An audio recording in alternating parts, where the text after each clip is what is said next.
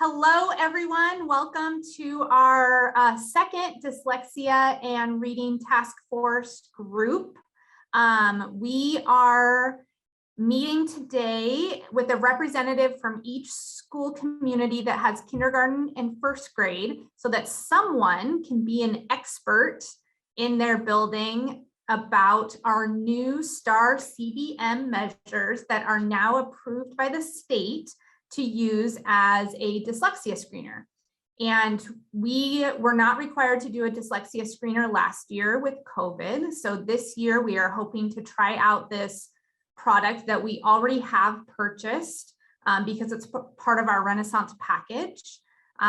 So we had talked about at our last Dyslexia and Reading Task Force meeting that we would go through the training, learn how to use it, and then roll out the screener during the month of January. And we will revisit that timeline after today's training. So we should spend about 45 minutes on the training. It's interactive, please ask questions.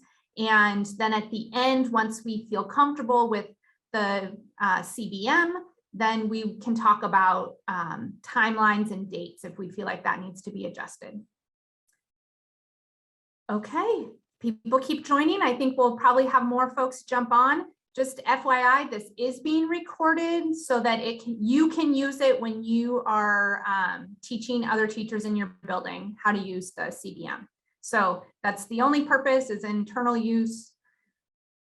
Please don't hesitate to ask questions even though it's being recorded. You can use the chat. I'm happy to help monitor that.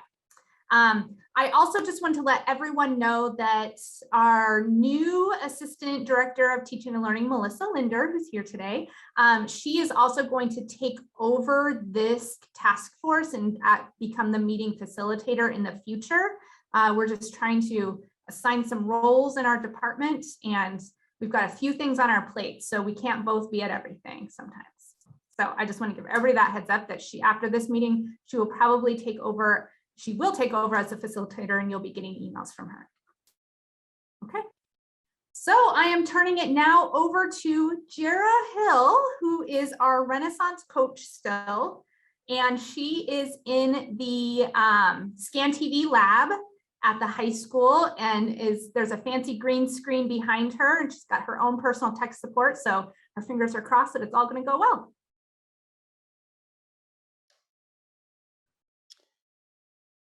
Am I on? You're on. I'm seeing you one place, but not the other. So yeah, the technology is not working exactly as I anticipated because I've never been in a TV studio before. But welcome everybody. I have to say that I've really had a wonderful time working with the kinders and first graders with this dyslexia training. It's easy to use, and the kids really seem to, I'm going to say, even enjoy it. Not mind it, but actually enjoy doing the one-on-one, sitting next to me, doing these assessments. So I have a question for you to begin with.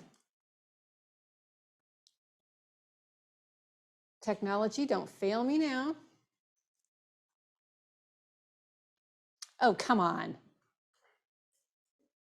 Why isn't my clicker working? There we go. So our learning target today is, does STAR CBM measure what we need it to measure? And is STAR CBM a user-friendly tool for both teachers and students? But then my question is, what is Oregon's dyslexia screening law? Anybody know? I want this to be interactive, as if we were all together in one big room.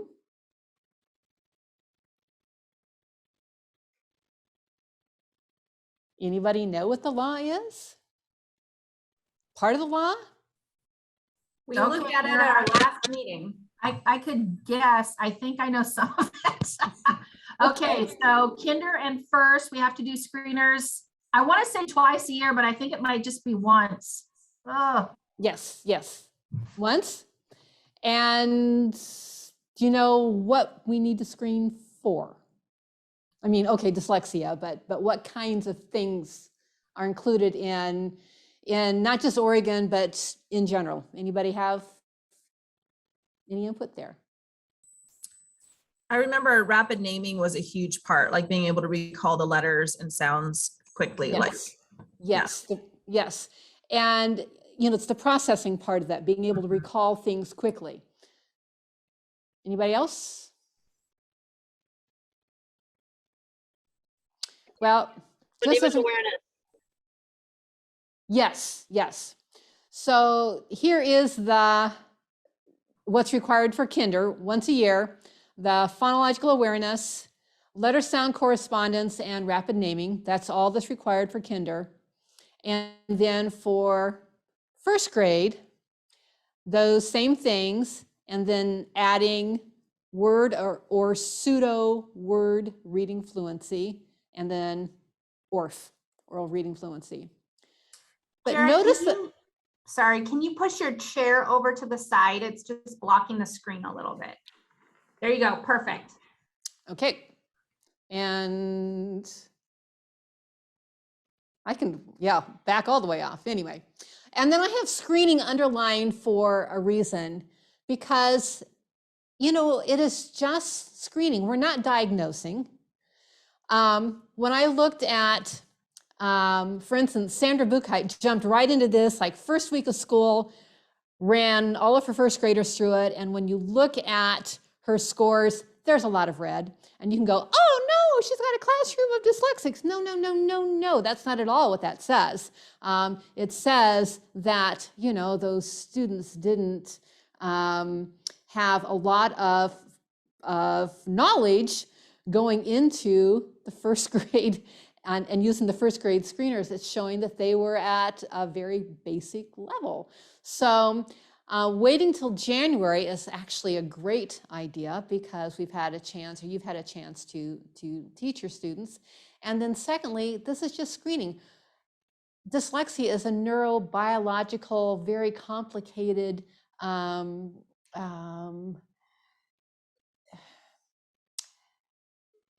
learning disability that is much beyond what a classroom teacher can diagnose. And the scores that we even see is just simply screening.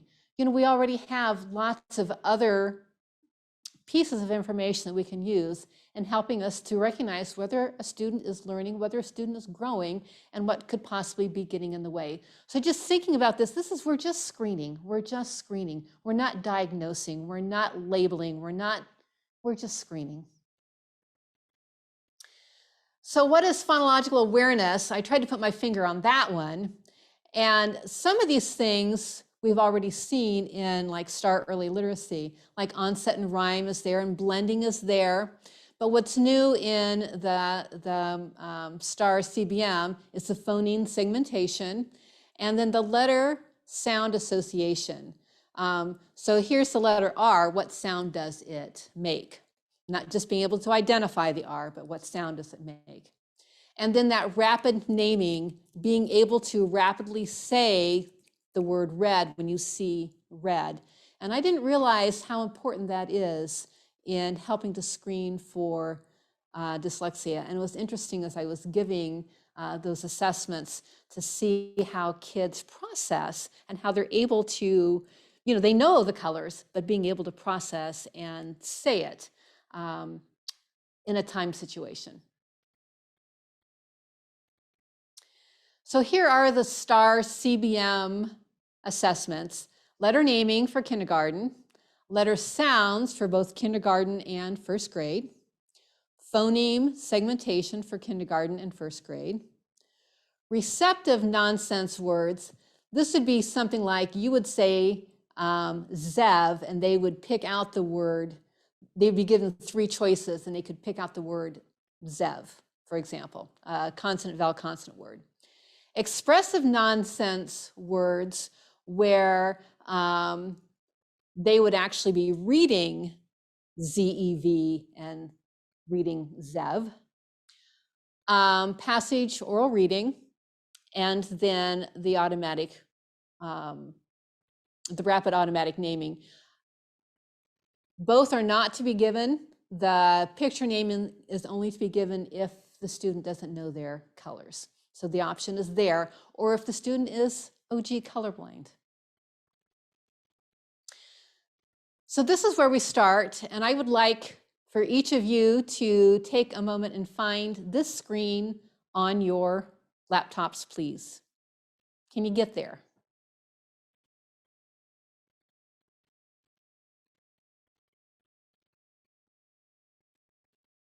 Thumbs up when you're there?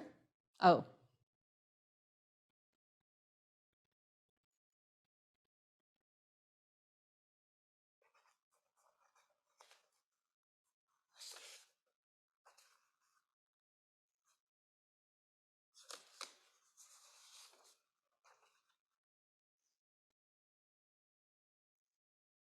So everybody knows how to get to this screen? Okay. And then if you click on the CBM reading, it should bring up your class, and it looks, well, yours aren't going to have any scores on them, or most of you, you're not going to have any scores, but it would look something like this. You'll have, I feel like the weatherman now, you're going to have the little dots next to the students' names. Yes? So at this point, then, to actually launch a test, all you're doing is clicking on one of those three dots. If you're going to re-give a test later, then you would just simply click on an old score, and it would take you to a test, so you could retest. These are all made-up students.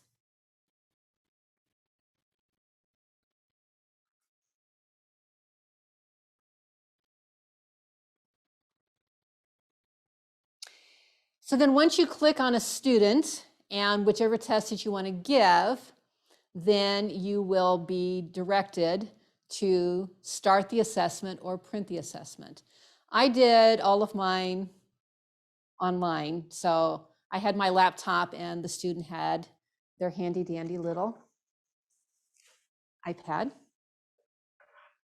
which was a piece of cake for the first graders. Kinders needed a little bit more direction, but it worked. And then it just launches from there. It's really quite simple. And we're going to step through this. I want to show you what this actually looks like. But before we do that, just one more thing I want to share with you. Once you launch an assessment, you'll be given the option. Do you want to do it online? Do you want to do mixed format? So you could be looking at the assessment on your laptop, but you could have printed the assessment for the student to be looking at on a piece of paper, or you could both be looking at a piece of paper. So you can choose to do that. Cindy at Mark Twain at one point thought, oh, I'll just print one copy and then make multiple copies for my students, but it doesn't work that way. Actually, every single student gets assigned a particular form, and so you can't just print one and then make copies of it. So every single student you have to go through and say, you click the three dots and then you say you're going to do it online or mixed format or print. So it's randomly assigned to each student.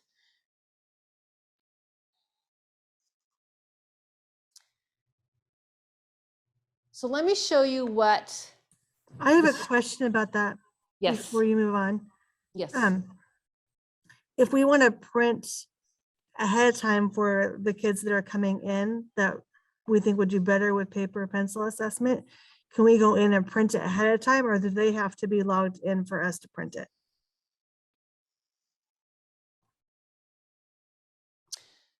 That's a really good question.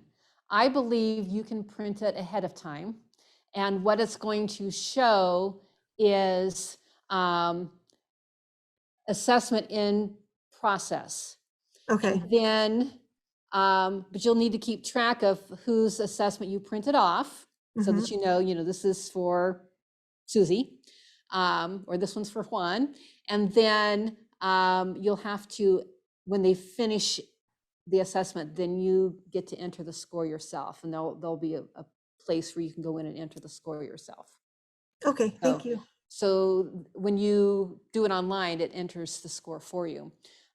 When you do it on paper, then you get to enter the score yourself. And that's what is nice about the STAR CBM. You have lots of opportunities. You can make notes. You can go in and, like, unlike with early literacy or the STAR reading, you don't get to see your students' answers or your students' responses. With this, you can go in and see every single response. You know, like 3 months from now, you can go back and go, oh yeah, remember they missed da-da-da. You can go in and look and see. So all of that's recorded, and you can note their responses. You can make notes to yourself. You can make corrections. If you made a mistake during the assessment, you click something that you shouldn't have clicked. It's pretty user-friendly.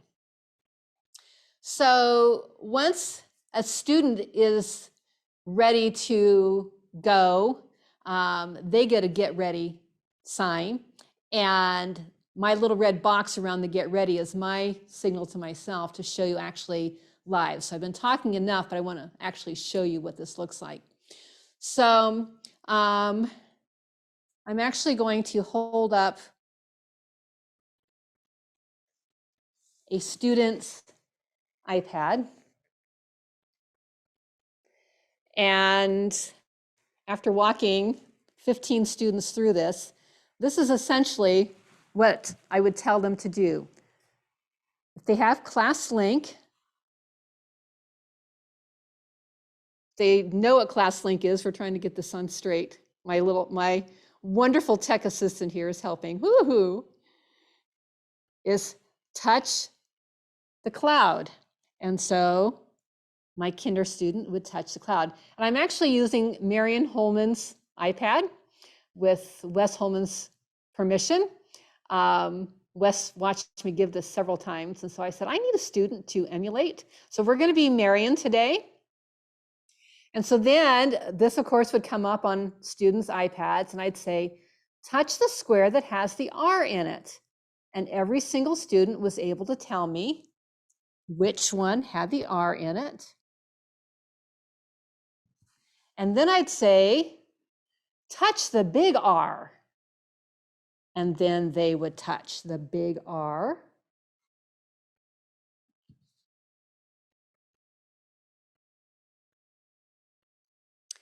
And then I'd tell them, touch the square that has the orange corner. And for some students, they'd have to process that a little bit, but then they were able to do that. So unfortunately, it doesn't go straight there, but using their iPads, every single student was able to follow my instructions. Any questions on that? Can I clarify that us clicking the 3 dots to give a test is what activates the little orange corner for them, or no? Yes, and I'm going to show you the timing of that. So if I touch the orange corner right now, it's going to say, you're not ready yet, because I have not clicked a test yet for Marion to be ready to take the test. So she can't get started yet because I haven't clicked the little 3 dots yet. I have not gone through the begin assessment on my part, on the teacher part. So she's not going to get the get ready symbol until I have clicked the begin assessment. And then once I click the begin assessment, there's actually going to be a 3-second countdown. I'm going to show you how all of that works. And truly, it's going to take you like 2 times practicing before you totally get it. And really what I did, thank you, Michelle Buckley, for letting me practice on your students. We chose 2 students to start with that we were pretty sure were going to be handle this task pretty easily, so that we weren't having to deal with any sort of processing or learning difficulties, but we were the ones doing the learning, not the student. And so after, like I said, after 2 students, then the whole process was just really very simple. So I'm going to now go live as a teacher, and I'm going to show you that process of what that looks like. And then we're going to toggle back and forth between being Miss Hill and little Marion.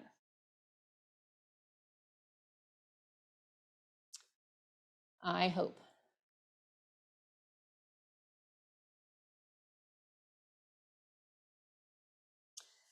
Can I have my chair back now?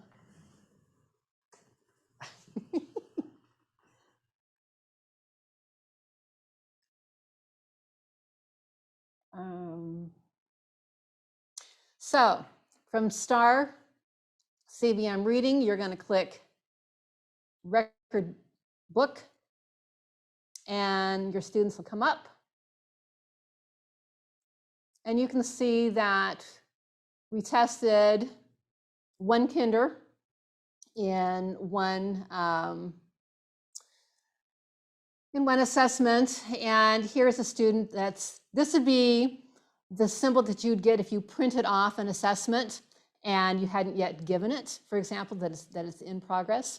And I know that Kendra wouldn't mind the fact that we have already shown that she did great in phoneme segmentation. Where are you seeing that at? I'm sorry. Oh, I'm sitting in the way. Oh, okay, now I see. Sorry. But we're going to be little Marion here. And well, I'm going to go ahead and try letter sounds. So once you click on the name, you get the start or print assessment. I don't know where to sit here. This way, perhaps. And then you have your choice, online, mixed format, or print. And you're going to click online. We do have the option of recording students. And I know this is something that Leslie and I had talked about back in August. And we decided at this point that we weren't going to record any students. It could be something that you as a team try to discuss. You know, would there be an opportunity or an instance where you'd want to record a student doing any of these assessments? That would be something, but the option is there. So it prompts you to tell Marion it's time to log into Star CBM student application. So at this point, you would tell Marion, okay, it's time to log in. So then you would direct her, click the cloud, click the square that's got the R, now click the big R, now click the box that has the orange corner. Jared, can I ask a quick question? Yes, please. So is there any way to do this? It sounds like we need to do it individually. Is there any way to do like a group of students and so they No. give it? No. No. Okay. It's all one-on-one.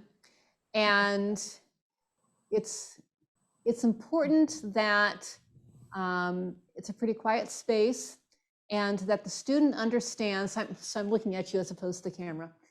It's important that the student understands that it is a timed test. The first couple of tests that I gave, it was in kind of an area where students could pass through. And of course, the first graders and kindergartners wanted to chat with everybody. And because it's a 60-second timed test, you know, if they take even 5 seconds to chat with somebody, it affects their score. Like the difference between 35 and 36 on rapid naming is the difference between a red and a green. So I always tell them, I want you to do your very best. It's only 60 seconds, but if somebody comes through and says hi to you, you can't take the time to say hi to them. You need to just do this for 60 seconds.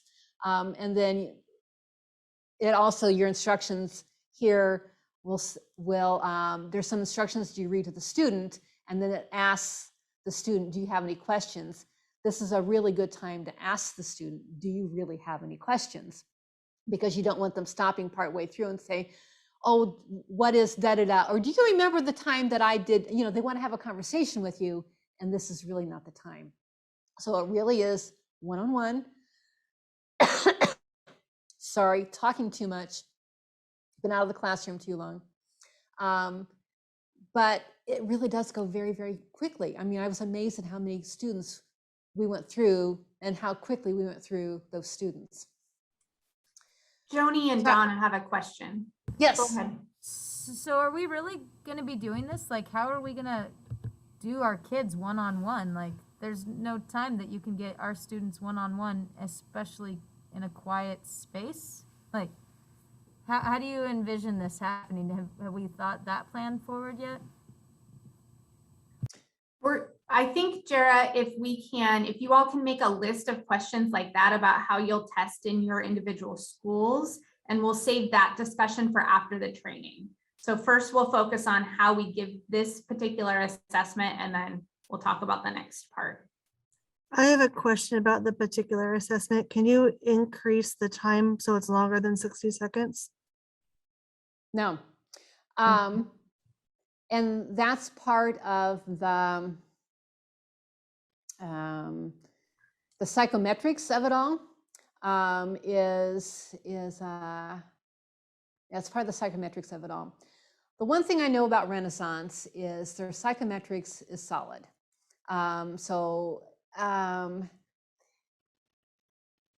The tests where they don't have solid data to be able to standardize it or to make it valid, then they'll say so. But the tests where they do have the data to make it, to be able to say this is a valid assessment, then they say so. And if a student finishes in well under the 60 seconds, then they've got a mathematical formula that figures out, you know, well, if the student had taken the whole 60 seconds, this is what their score would have been. So it's solely based upon their time and their processing and how much they can finish in that time. Now, remember, this is just dyslexia screening. Now, we can talk about its other uses in the classroom, and I know that some other teachers have already seen some other uses for it. But as far as dyslexia screening is concerned, it's 60 seconds in and out, and it is what it is. So it's not an achievement score. It's not an ability score. It's just a simple little dyslexic screening. And that's how we need to think about it. Does that help? So it's 60 seconds it is. So once you, as a teacher, click the begin assessment, then you're going to see some instructions for each test. So this is the one for letter sounds. And you'll see in boldface the things that you're supposed to say to the student. On your screen, you're going to see some letters in a mixed up order.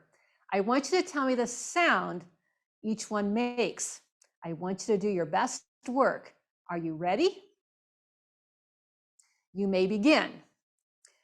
I found that those instructions weren't complete enough for some of the students, particularly the really advanced students, because they wanted it to be harder than what it was. So, you know, so instead of just saying that letter's an R, if you see the R, tell me the sound that it makes. So I found that I needed to give them an example with like this test in particular. And then you may begin. And then when I actually click begin, then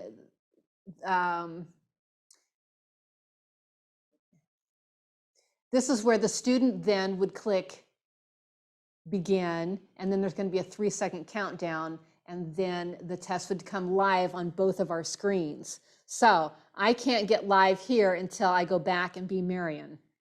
Are you with me? So hang on, I'm going to attempt to be Marion now.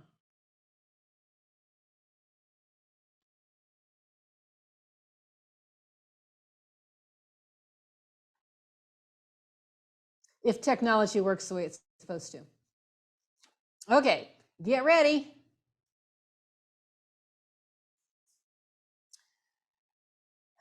Now I'll go back and be teacher.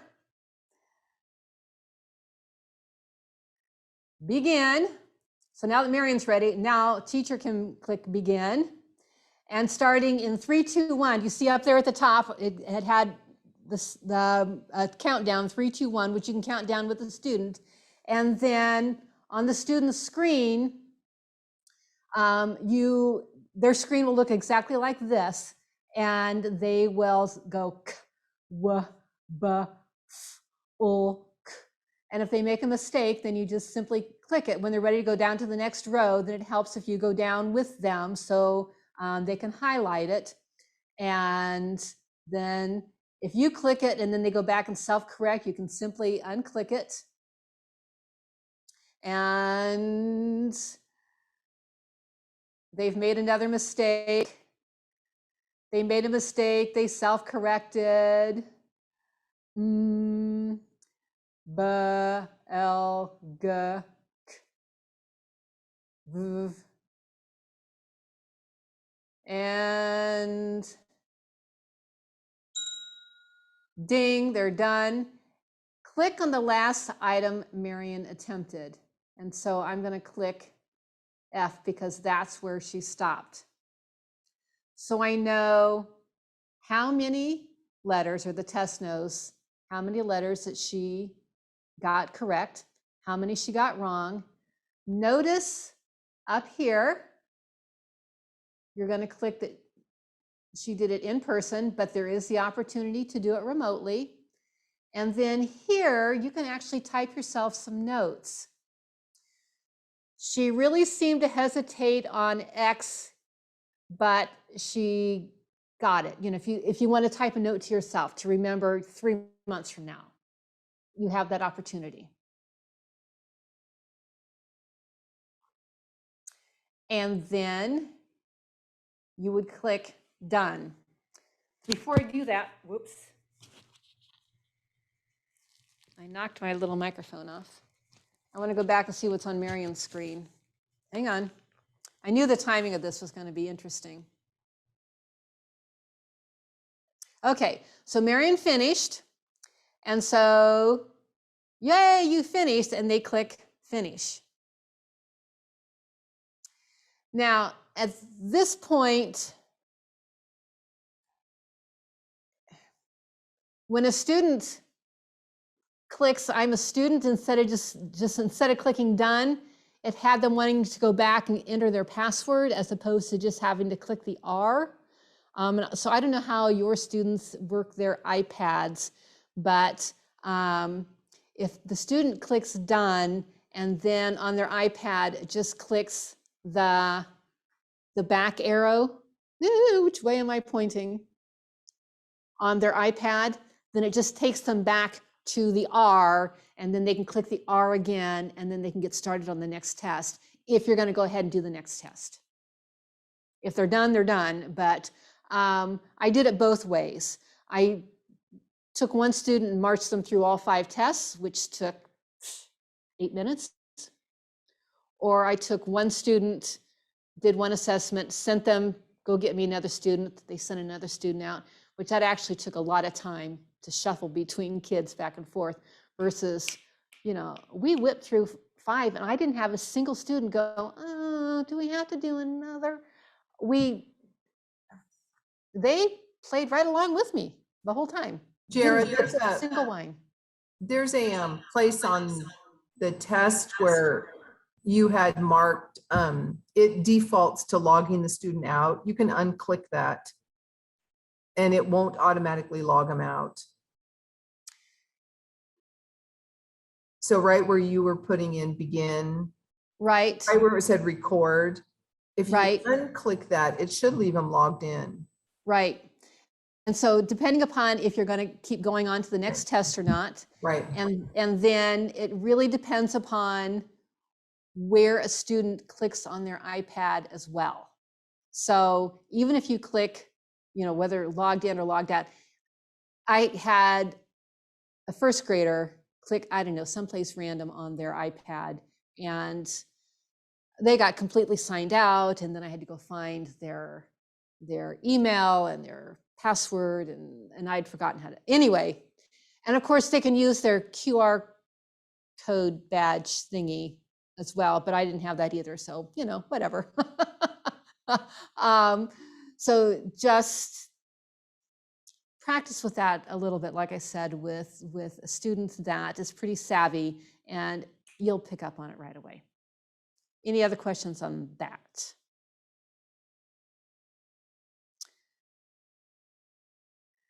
So I'm going to click done now as a teacher.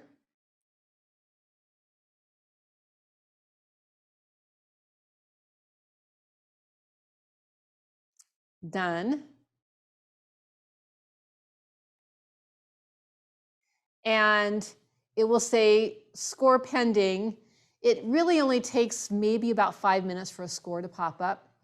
Students, of course, want to know their score immediately. And of course, the kinders wanted to be sitting right next to me. It took, I mean, several of the students figured out right away that I was seeing on my screen exactly what they were seeing on their screen. And they're like, are you controlling my screen?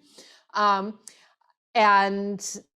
it's really hard to mark if they got something wrong if they're watching you do it. So it's really best if they're sitting across from you as opposed to sitting next to you, particularly when their score pops up. And I think this will probably be a really bad score since I wasn't really Marion. I wasn't playing as Marion. I shall probably get a 0 here. But anyway, I also know how to, with her father's permission, erase all of her scores that we create or don't create today. So thank you, Mr. Holman, for letting us be Marion today. So that's letter sounds. I thought we'd just try each test, if that's okay with you. So can I just ask real quick? I know you're going through another test. So we need to do, like, if I'm kindergarten, I need to do 5 tests, correct? Letter naming, letter sounds, phoneme segmentation. No, if you are kinder, you only have 3 to do. You have letter naming. There's only 3 that you're required to do by state law. And that was, and of course you guys can talk about that as a team. So you can do 5, you know, there are 5 that you are allowed.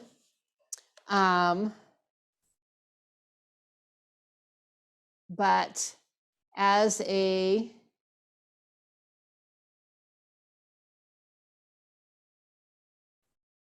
you have phonological awareness, letter sound correspondence, and rapid naming. So you have to do the rapid naming. You have to do the letter sound correspondence. And then of the phonological awarenesses ones, there are a couple of them.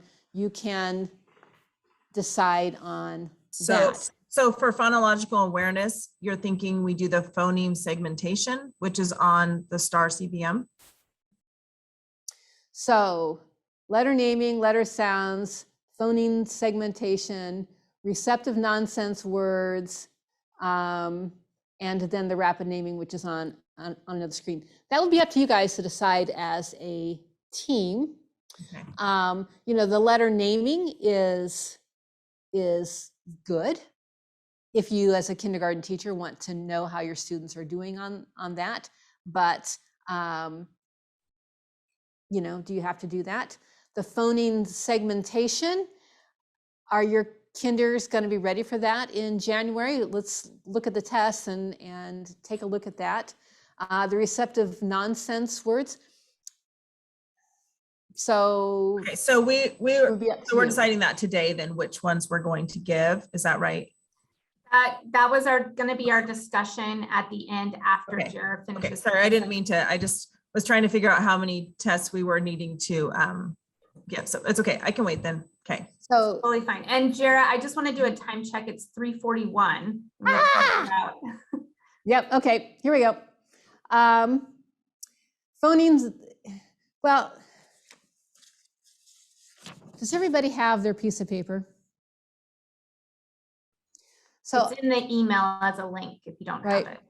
So anything that's in italics were the little clues that I added along the way that I discovered.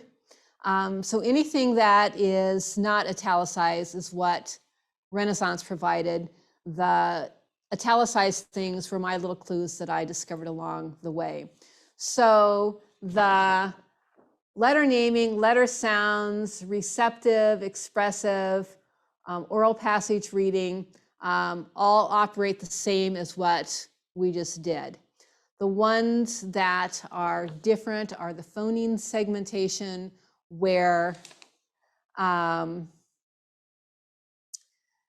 you get a screen and the student doesn't get one. So you are saying things to them, like you will say mom and they'll go back to you. Or you'll say, what's another? Totally brain dead. I should have thought of another example, another CVC word. And so they'll tell you the consonant, vowel, consonant sounds. So you get a screen and they don't. And then the last one that's different is the automatic, the rapid automatic naming. So tell me what's best with the time that we have left. I wanted to show you the rapid automatic naming because the timing on this is absolutely critical. Stopping the test on time after they're finished, the difference between one or two colors and the naming of them is the difference between a student getting a red or a green on their scoreboard here in the record book. And to get to the rapid automatic naming, it's actually a different screen in the record book. And you can see that we practiced, and a student had a not so great day, but I'm also going to go back because I don't like projecting those scores. Oh, there we go. So now Marion actually did get a score, even though we kind of pretended to be Marion. So tell me how you want me to proceed here with the time that we have left. I wasn't watching the time. Does anyone want to see Jared do another test in particular, like this one she's talking about?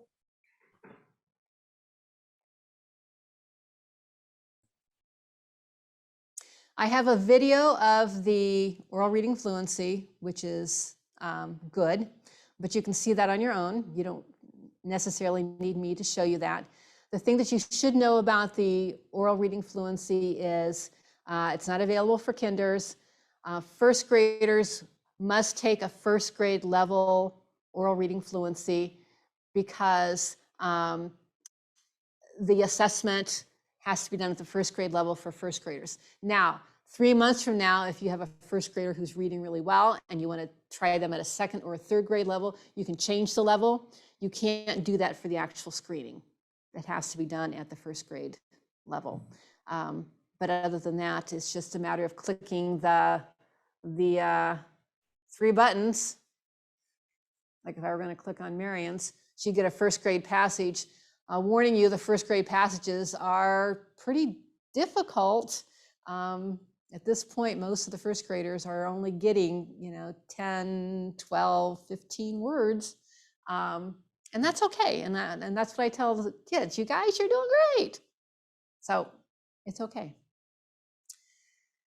The rapid automatic naming does give students 75 seconds as opposed to 60 seconds. Most students only need about 30 seconds to do it, but that is also very telling. Before our time ends, I do want to show you a couple of things about the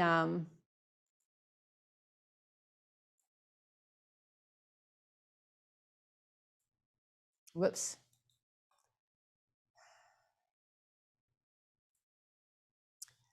About the scoreboard.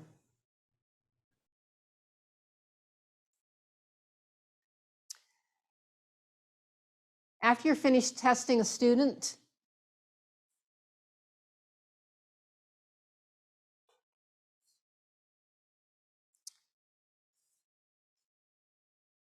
Daniel, I can no longer see them. Can they see me? We can see you and hear you. Okay, good. Well, you're gone from my screen, but that's okay. Once you're done testing a student, you can get details of how they did. It will bring up the test. You can see absolutely everything they got right or they got wrong by clicking details. So you would click on their score. This would come up, you click on details, and then it would actually show you how they did on a particular test. They got log, they got win, they got kick, they got cat, but they missed chip. And this would be an example of the phoneme segmentation.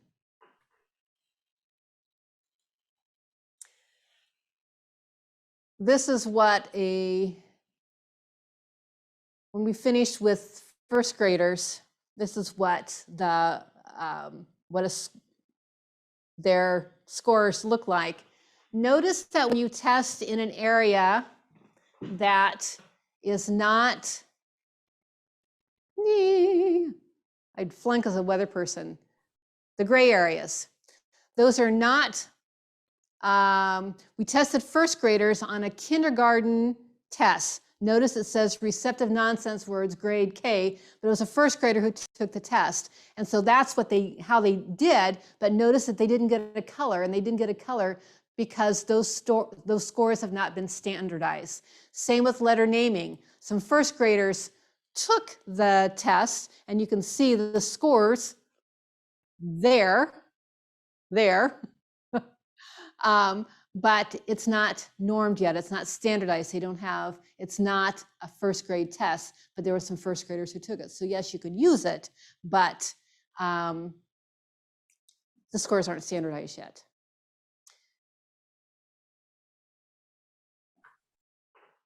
Does anyone else have any questions for Jara before we move on to talk about some decisions that our team will make?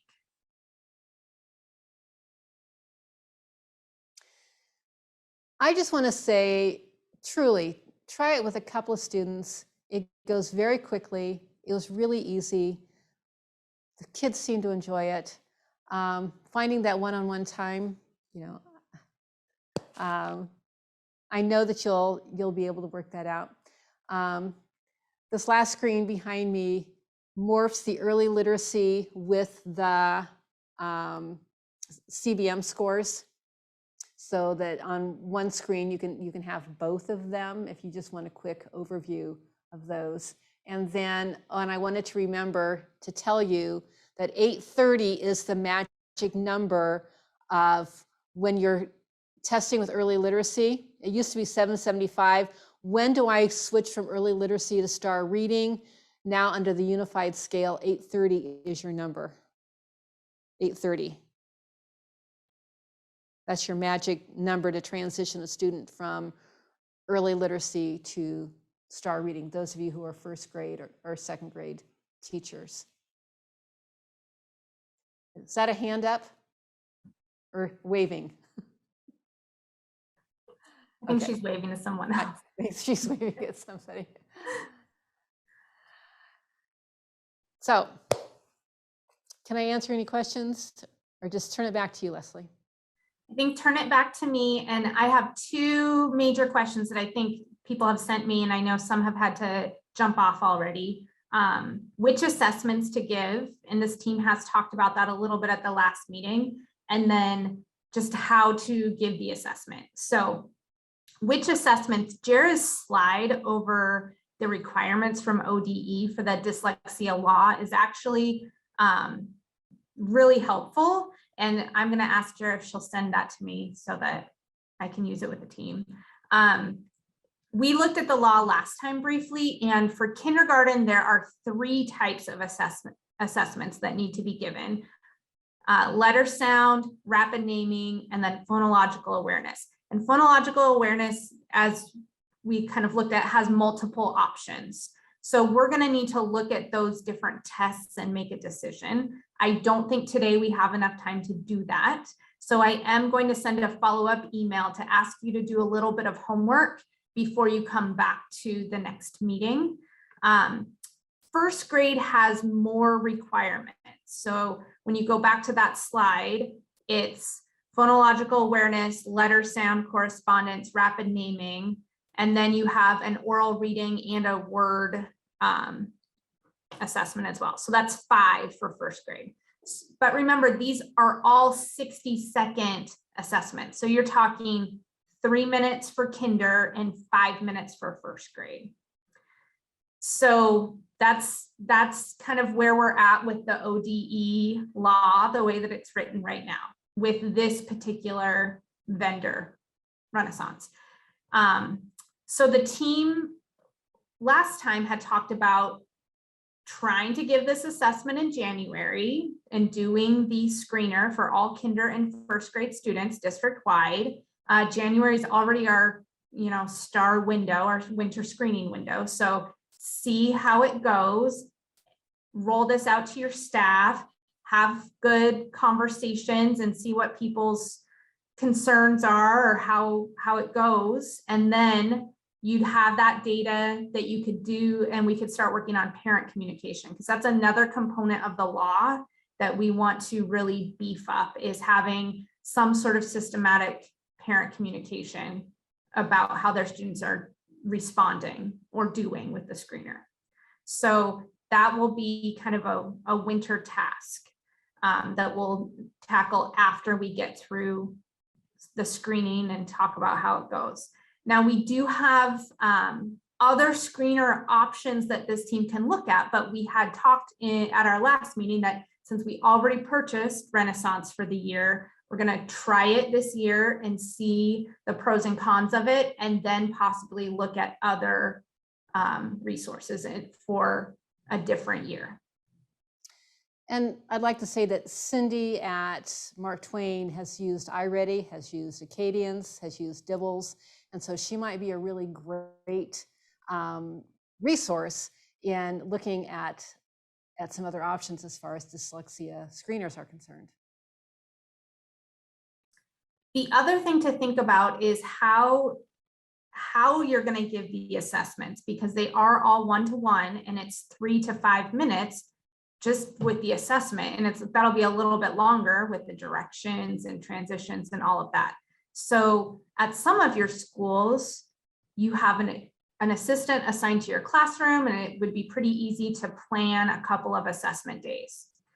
At some of your schools, you're talking about assessing, 150 students, and you need to have an assessment team and make a calendar plan for, there's a team of folks going in and giving assessments, and how are you going to train those people and ensure it's all going smoothly. So that's another kind of building by building discussion that needs to happen. So I have been including your principals in all my communications. I'm going to continue to do that so that you can have those conversations with your principals about what assessments will look like in your building in January. And if we need to adjust the time period, we can. So Melissa and I will meet after this meeting and draft out some communication. So what I again am asking of you is to look at the assessments. Phonological awareness is really the one where we need to dig into and decide which assessment to give. So I would really appreciate your opinions when we meet again, and then how this could look in your particular building. Is it something that's doable for you without extra district support, or are you finding difficulties and we need to think about other options? I will tell you, as someone who did this kind of screening in other districts, we used to hire a screening team, and they would come in. It was like substitutes. We would train them. They would go in, they would have an assigned day at a building and screen all of the students. I know at Robert Frost in the past, we have done that same thing. We have pulled all the assistants and said, you know, these are the 3 days you won't have assistants in your classroom, and we're going to screen all of the students. So there's a couple of different models, I think, out there that different buildings have tried in the past, and we can share those ideas and brainstorm. So no decisions today on how to give the assessment or when we're giving the assessment, other than our goal still remains. Hopefully we can do it in January, but our team is going to go through and look at the assessments and come back and have a more meaty conversation about it. Questions or anything I'm missing? I just had a question. So will we need to give these CBM assessments during the January window? That's originally what our team was thinking about and hoping to do. Some schools did start early. So for example, Evergreen has been screening already because they wanted to start playing with the assessments. And some schools didn't have a representative on the team before, so they didn't know that this was the topic of conversation. So Tiffany, I think we're open to what we know, like you're the kinder teacher at VP, you're vital in this. So we're open to your opinion and feedback. Okay. Does it matter as far as STAR goes, if it's given in the designated window or not in the designated window? No, I don't think, my opinion is, I'd be interested in Jared's opinion, but I don't think so. Let's try to give the regular STAR assessment during the window, and then the CBM can be outside the window. We can set our own windows for that. Okay, thanks. You know, I just would say we started early just because we wanted to give it a whirl. Super easy, and we're using it for progress monitoring. And I found my third graders who were, I mean, they were low, and every time they've basically gained. And so it's really nice to be able to see if I've, you know, practiced them, like listen to them read once a month, or had them redo some of those like nonsense words, because I had like at least 3 or 4 non-readers, and just to see them gain words, you know, 30 days out is really cool. So it'll just show their most recent score, but you can click on that and see where they were before. So it's super nice. Thank you, Lisa. Did you do all of them? Oh, Again. Did you do all of them? Sorry, I was just wondering if you did all. You know what? I started with kids I knew could read, and then those kids I don't really listen to. Like I'll listen to them for fluency, but then kids who aren't fluent yet, I'll give some of those other tests too. And then I've whittled it down to about 3 kids I'm watching right now, because the rest of them are kind of off and away and they're doing fine. And so it comes to the point where you're really not going to reassess. I mean, why bother? They're reading. thank you, Lisa. I think that's really important. It is easy. It is quick. And, you know, those kids didn't know me at all, and they were just they just did whatever I asked them to do. So try it out, and I think you'll find that it's easy and it's useful. And you're right, it doesn't have to happen within that screening window. It just needs to happen sometime this year. That's what the law says. Okay, so it's 4 o'clock. I want to respect all of your time. Thank you so much for being here today. Please reach out if you have questions or concerns. And Melissa will be sending a follow-up email with just reminders of what your homework is, and then when we'll meet again, and the decisions that we'll make at that next meeting. So, and we will include all of your principals. So if you need to be having conversations with them, they'll have all of this information as well. Thank you all so much. Have a wonderful afternoon.